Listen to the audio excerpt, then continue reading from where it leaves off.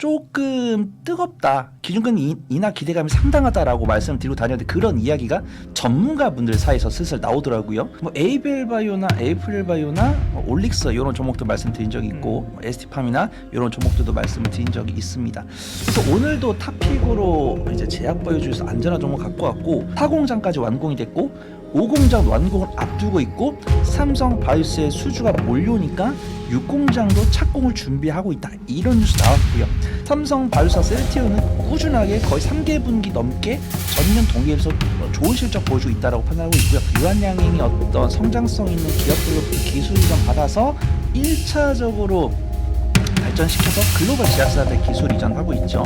다양한 추가 저희 파이프라인도 대기하고 있다라고 보고 있습니다. 앞으로 알트로젠 다가올 리포트가 많기 때문에 보유감 된다라고 판단하고 있고 제가 매월 방송마다 대응 전략 말씀드릴 거니까 그런 종목들은 이 영상을 편집본에 올랐을 때 오히려 매수 기회가 될 것 같다. 그렇게 좀. 이민수의 경제 토크 퍼스트프라임 리서치 손열호 팀장님, 열정 있는 남자 손열호 팀장님과 열정 있는 섹터 제약바이오 얘기를 하겠습니다. 금리 인하 기대감이 있다 보니까 제약바이오가 역시나 바로 꿈틀꿈틀하면서 제약바이오는 역시 금리랑 민감한 그 관련이 있다 이런 걸 다시 확인하고 있습니다. 네, 확실하게 제가 반도체랑 2차전지 제약바이오를 말씀을 드리고 있는데 가장 텐션이 좋은 섹터는 제약바이오가 아닌가 그렇게 판단되고 있고요. 근데 제가 늘 좋은 말씀만 드리면서도 경계해야 될 부분은 제가 이제 제약바이오 말씀드린 지가 거의 뭐 9개월 10개월 넘어가면서 조금 제가 좀 보수로 보는 리뷰가 맞는 게 가슴이 아픕니다. 그래서 제약바이오 관련 종목들이 뭐 30개, 40개가 되고 있지만 저희가 유심히 보고 있는 거는 10개가 안 되는데 그것만 보시는 게 맞다라고 말씀드린 지가 거의 넉 달, 5달 된 것 같아요. 근데 제가 언급드린 종목들만 잘 가고 있기 때문에 그런 종목들을 이제 사는 것이 부담스럽지만 분할 매수를 잘하신 분들은 그 종목들도 충분히 가능하다라고 판단하고 있고 분할 매수를 못하신 분들은 눌림목 만들고 있는 종목을 제가 탑픽으로 소개를 해드리니까 너무 염려하실 필요 없다라고 판단하고 있습니다. 그 기준금리 인하에 대한 기대감도 만약에 녹화를 제가 저번 주에 했으면은 지금보다 텐션이 더 좋았을 겁니다. 그때는 막 기준금리 인하에 대해서 기대감이 한참 고조되고 있는 상황인데 하필이면 이번 주는 뭐 비컷 해야 되는 거 아니냐. 뭐 연준 위원들도 거의 뭐 이번 잭슨홀 미팅에서 기준금리 인하 기대감이 90%가 넘는다. 이런 뉴스가 나오다가 하필이면 저번 주 목요일에 PPI가 발표가 되면서 3% 넘어가면서 25bp 기준금리 인하 가능성도 90%에서 88%로 내려왔고 그렇죠. 그다음에 비컷 가능성도 조금 떨어졌습니다. 그다음에 그다음에 기준금리 인하 기대감이 떨어지면서 채권 발행자들이 채권을 마구 발행을 하면서 약간 좀 단기적인 재료 소멸을 하려는 것이 아닌가 그렇게 판단을 하고 있고요. 그다음에 또 제가 우연히 본 건데 이런 말씀 또 드리기가 좀 그런데 미국에서는 기준금리 인하를 하면서 일본에다가는 금리 인상 요구를 하더라고요. 그래서 저는 저번 주에 이제 돌아다니면서 이야기를 했던 거는 기준금리 인하 기대감이 있는 건 좋은데 조금 뜨겁다. 기준금리 인하 기대감이 상당하다라고 말씀을 드리고 다녔는데 그런 이야기가 전문가분들 사이에서 슬슬 나오더라고요.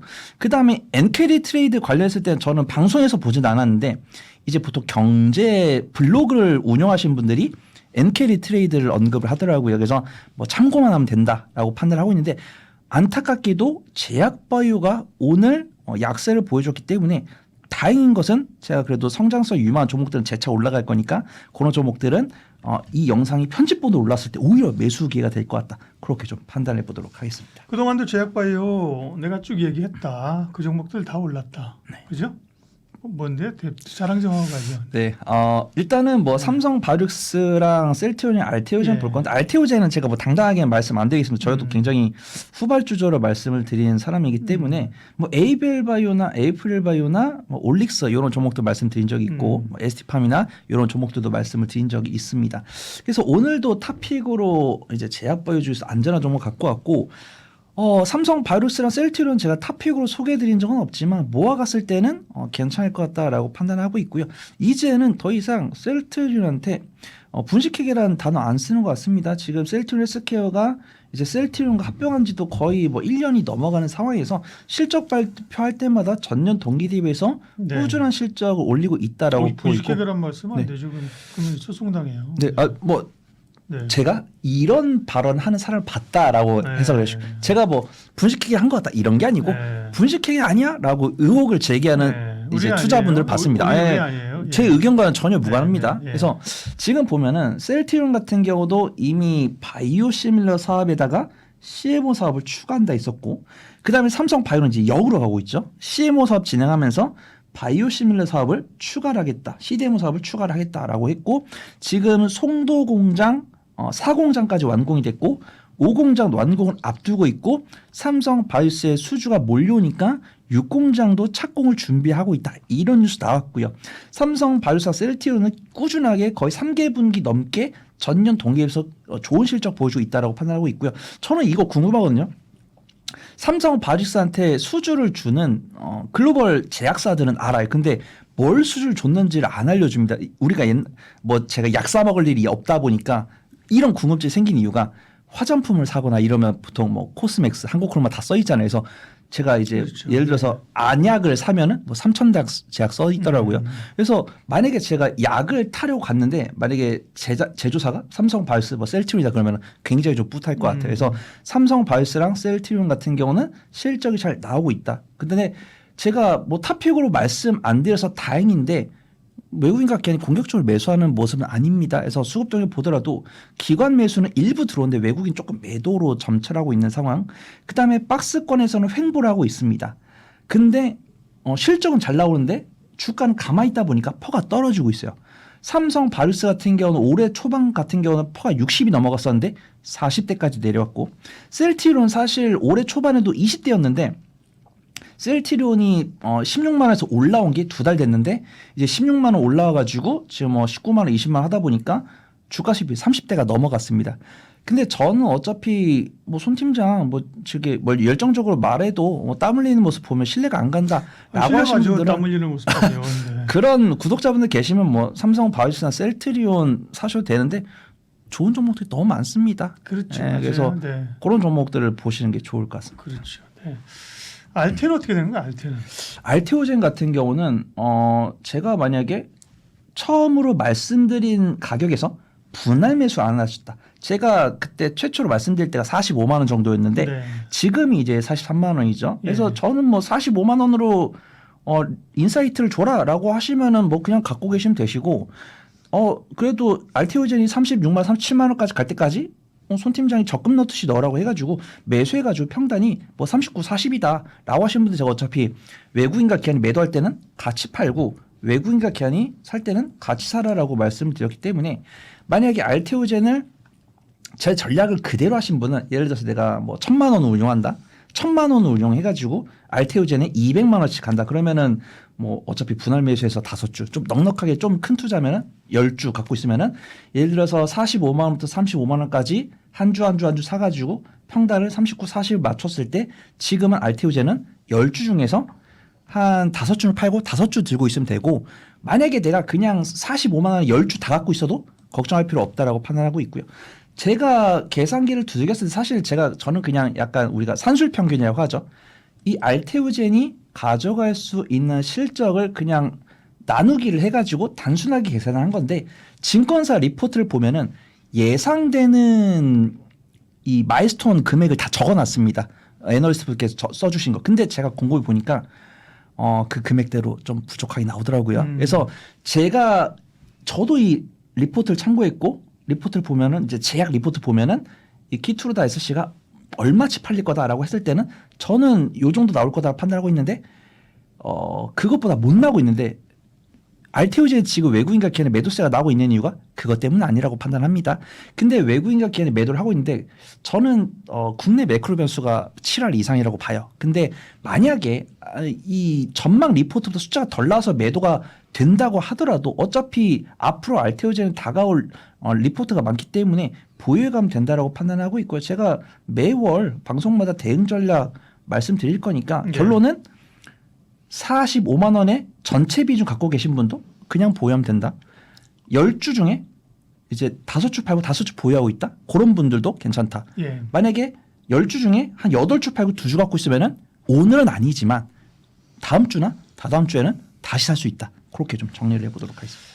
맞아요. 손 팀장님 얘기한 것처럼 바이오 관심 있는 종목들은 뭐 올 때마다 새로운 종목 그럴 필요 없어요. 그죠? 이미 뭐 사실은 주도권을 가지고 있는 종목들이 몇 종목으로 압축되어 있어요. 그죠? 네. 그 안에서 트레이딩 하시거나 그죠? 네. 기회를 보면 되는 거고요. 이게 대표적인 게 어쨌든 알테오젠하고 최근에 이제 에이비얼 바이오가 좀 잘 갔고요. 네. 그러면 이제 지금 시점에서 이 조정 폭이라든지 이런 걸 해서 관심 있게 볼 기업들은요. 네. 네, 우선은 알테오젠도 작년 연말에 말씀드렸고, 그다음에 ABL 바이오 4만 원대 말씀드렸다라고 말씀드렸고, 네. 그다음에 리가켄 바이오도 올해 초에 말씀드렸고, 에이프릴 바이오는 넌지시 붙여드렸던 것 같아요. 그다음 네. 올릭스도 저번 방송에서 뭐 탑픽은 뭐 ST팜이나 이런 종목이었지만 올릭스도 매매 관점 접근해 볼 수 있을 것 같다. 그렇게 말씀드렸었습니다. 그다음에 제가 원래는 유럽 종양학회를 말씀드리려고 했었는데 폐암학회가 그 앞에 있더라고요. 보통 제가 종양학회를 언급드렸던 이유가 종양학회가 보통 9월 달에 있었기 때문입니다. 네. 그래서 종양학회 9월 달에 하니까 이제 8월 방송 녹화에서는 종양학회 말씀드리면 되겠다 해가지고 2025 S모 이렇게 검색을 했더니 10월 중순에 있다고 합니다. 그래서 다음 달에 이제 유럽 종양학회 관련 종목들을 딱 공략을 해보면 좋을 것 같고, 일단 오늘은 이제 9월 6일부터 9월 9일까지 스페인 바르셀로나에 있는 세계 폐암학회에 참여하는 기업들 리스트를 보고 그와 네. 관련이 있을 만한 종목을 보시는 게 좋을 것 같아요. 그래서 첫 번째로는 리가켄 바이오랑 루닛이랑 ST큐브랑 보로노이를 보려고 했는데 보로노이는 빼도록 하겠습니다. 저는 뉴스에서 이 바르셀로나 세계 폐암학회에 참여한다는 뉴스를 보로노이 봤는데 그 뉴스 나오고 보로노이가 공지에다가 우리 참여하지 않는다라고 공지를 했기 때문에 보로노이는 빼도록 하고요. 네. 리가켄 바이오랑 루닛 같은 경우는 매매 관점으로 접근 가능하다라고 보는데 저는 차라리 매매를 하시겠다 하면은 리가켄 바이오 보시면 좋을 것 같아요. 저는 루닛을 굉장히 좋아하거든요. 근데 좋아하는데 수급이 안 좋으면 긍정적으로 말씀 못 드립니다. 맞아요. 루닛 같은 경우는 매출액이 증가를 하고 있는데 영업 손실이랑 뭐 이제 단기 손실 이 부분은 유지가 되고 있고 긍정적으로 보는데 수급이 안 좋아요. 그다음에 ST큐브 같은 경우는 투자 환기 종목이기 때문에 강하게 말씀 못 드릴 것 같습니다. 그래서 매매 자신 있으신 분들은 리가켄 바이오랑 루닛 보시면 좋을 것 같고, 제가 탑픽으로 오늘 준비한 종목은 유한양행인데 오늘 이 외국인의 매도 포화 속에 좀 유일하게 살아남은 종목이 아닐까 이렇게 판단합니다. 제가 오스코텍 말씀드리면서 오스코텍 재미 받고 오스코텍 매도하신 분들 유한양행으로 그대로 가시면 좋을 것 같다고 판단되고 있고, 유한양행도 아쉽게도 제가 계산기 두들긴 것보다 덜 나왔습니다. 근데 뭐 그런 것들은 판매 매출은 변동이 있을 수 있는데 증권사 리포트가 나왔는데 기관 순매수가 들어왔습니다. 그렇기 때문에 저는 유한양행을 좋게 본다라고 판단하고 있고, 유한양행을 그냥 정통제약이다라고 보시면 계시고, 유한양행이 어떤 성장성 있는 기업들로부터 기술 이전 받아서 1차적으로 발전시켜서 글로벌 제약사한테 기술 이전하고 있죠. 그 대표적인 게 이제 비소세파폐암 치료제인 렉나자이고 네. 다양한 추가적인 파이프라인도 대기하고 있다라고 보고 있습니다. 이번에 유한양행에서 작년 이제 올해 상반기 기록한 매출이 작년 최종 기록한 매출의 한 3분의 2 정도를 미리 기록했는데 이 부분에 렉나자 비중이 크다라고 보고 있습니다. 렉나자 잘하는 것은 알고 있었지만 미국의 폐암 환자 25%의 치료용으로 렉나자를 사용을 하고 있고요. 증거사 리포트가 나왔는데 이 미국에서 현재 4분의 1의 점유율을 차지하고 있는데 더욱더 판매가 증가가 될 거다라고 보고 있고, 그 다음에 일단 일본에 대한 판매 매출처를 증가를 하겠다라고 보고 있고, 이것도 화면이 녹화가 안 되고 있는데 이 렉나자 기술료라고 검색을 해보시면은 2018년부터 2026년까지 기록을 하면서 수령할 수 있는 마일스톤이나 로열티에 대한 금액이 적혀 있는데 팩트 체크는 해야 됩니다. 전망치보다 적게 나왔어요. 근데 그런 것들을 감안하더라도 퍼가 20대 후반이 나오기 때문에 제약바이오 중에서 퍼가 30이 안 되는 종목들은 굉장히 좀 저평가다라고 보고 있고 오늘 대부분의 종목이 매도세가 나왔고 리가켄바이오, 에이벨바이오 이런 종목들도 오전장부터 사실 외국인의 순매도가 찍혔지만 점심시간 넘어가면서 외국인 순매도가 늘었거든요. 그렇기 때문에 공략하기 부담됩니다. 근데 유한양행 같은 경우는 오늘 개장 초반부터 정기장 마감까지 기간 순매수가 쭉 들어왔기 때문에 제약바이오 좋아하면서 오늘 제약바이오 음봉 많이 나왔는데 부담스러운데 좋은 종목 없을까요? 라고 하신 분들은 유한양행이 좋아 보인다. 그렇게 좀 말씀을 드리도록 하겠습니다. 그럼 오늘 제약 탑픽은 유한양행? 유한양행으로 하도록 하겠습니다. 아마 다음 달에 좋은 결과 있지 않을까 그렇게 판단하고 있습니다. 네. 제약바이오 관심 있죠, 그죠? 예, 텐션 있는 아까 이제 기대가 되는 섹터인데요. 쭉 유한양행뿐만 아니라 다른 기업들도 이제 관심권에 있는 기업들 보시면 되고 오늘은 그 가운데서 조정도 꽤 받았습니다, 그렇죠? 네, 유한양행을 관심주로. 네, 제가 이제 준비한 거에 대해서는 칼같이 말을 하는데 대표님께서 말씀해 주셔가지고 제가 저번 달인가 뭐 행사 일정이랑 몇 월에 무슨 종목을 탑픽으로 소개를 해야지 다 정리해드렸는데 네. 오늘은 제가 그걸 정리 안 해왔는데 예. 제가 분명히 말씀드린 종목은 제가 언젠가 언급을 드린 종목들이고 오스코텍 수익 받고 이번에는 유한양이 가장 수급이 좋으니까 괜찮은 것 같고 사실 알테오젠이랑 리가켄바이오랑 에이벨바이오랑 에이플바이오 같은 경우도 오늘은 음봉 나왔고 제가 탑픽으로 소개를 안 드렸다고 해서 이런 종목들 전량 매도하지 마시고 이런 종목들은 관심 종목에 넣어놓고 2, 3일 정도 넉넉하게 보신 다음에 예. 외국인과 기관의 매도세 그치고 눌림목 만들 때 충분히 공략 가능한 종목이다. 그렇게 말씀을 드리도록 하겠습니다. 네, 제약바이오 전략 포스트 프라임 리서치 손여러 팀장님 함께했습니다. 고맙습니다.